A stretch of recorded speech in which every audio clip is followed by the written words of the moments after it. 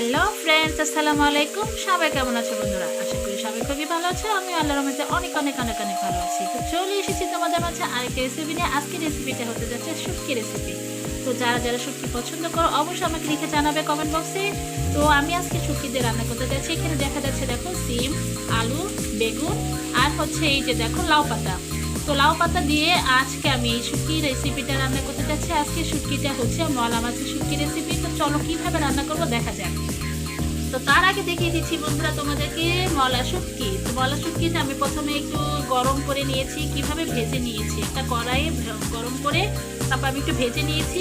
ভেজে নিয়ে গরম পানি দিয়ে ভালো করে ধুয়ে নিয়েছি। দেখো এখন আমি এটা রান্না করবো কিভাবে সেটা তোমাদেরকে দেখাবো, চলো।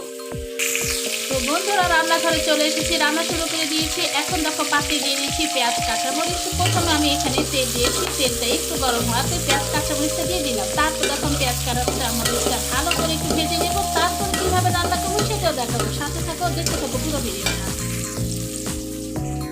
বন্ধুরা পেঁয়াজ ভাজা হয়ে গেছে, এখন দিয়ে নিব এই যে দেখো শুটকির ভিতরে আমি সব মশলা দিয়ে দিয়েছি পরিমাণ মতো। এখানে লবণ দিয়েছি পরিমাণ মতো, মরিচের গুঁড়ো, সসের গুঁড়ো, রাঁধুনি সস, জিরা, সবটা আমি গুঁড়া মশলা এখানে দিয়ে দিয়েছি। এখন এখানে আমি সবটা দিয়ে দিলাম একসাথে।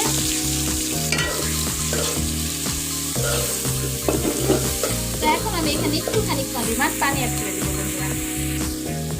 তো এখন আমি এইটুকু পরিমাণ পানি দিয়ে মশলাটা ভালোভাবে কষিয়ে নিব।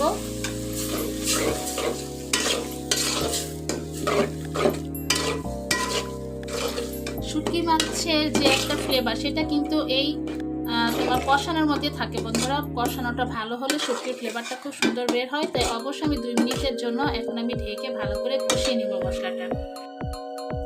তো বন্ধুরা দেখো শুটকিটা ভালো করে কষিয়ে নিয়েছি। এখন এখানে আমি তরকারিগুলো দিয়ে দিব।